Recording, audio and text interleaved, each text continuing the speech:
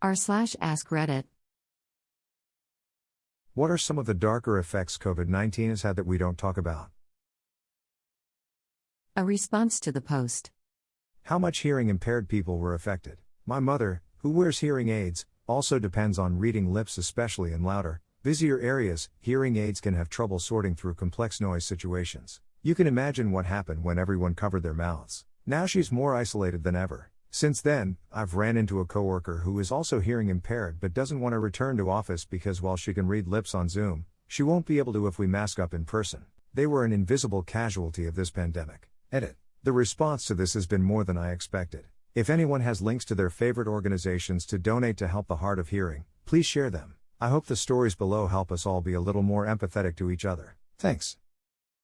A response to this comment. I didn't realize how much I was relying on watching someone's mouth to hear properly. Now I have to lean without getting my face in someone's face when I have conversations at normal speaking volume or when there's any outside noises. A response to the post.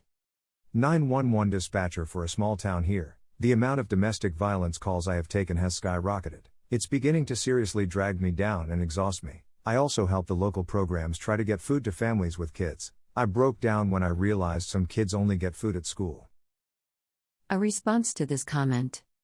I work as a school bus driver, and it has been an interesting experience thus far. The pandemic closed things down in March, and lasted into summer, when a lot of kids would usually have summer school. I had been out of work since March when schools had closed their doors, and was eager for some kind of work to do. Over the summer, many drivers including myself would come to work, get our bus ready, head to a school and pick up numerous coolers full of school-grade lunches, and head into various neighborhoods, church parking lots, and apartment complexes to hand out these lunch kits to kids who were not able to get their meals from school because of the pandemic. It pained me more than I had ever felt being a school bus driver when many of these kids would come up to the bus alone, and thank me for bringing them the one meal they would have for the day, before walking back home and often sharing what they had with siblings who were too young to come out. I gave out extras to the kids I knew were taking care of others, and thankfully we never had a day where we ran out of lunches to give to them. But I will never forget the hardships I observed of these kids and how much extra perspective the pandemic gave me into their day-to-day lives.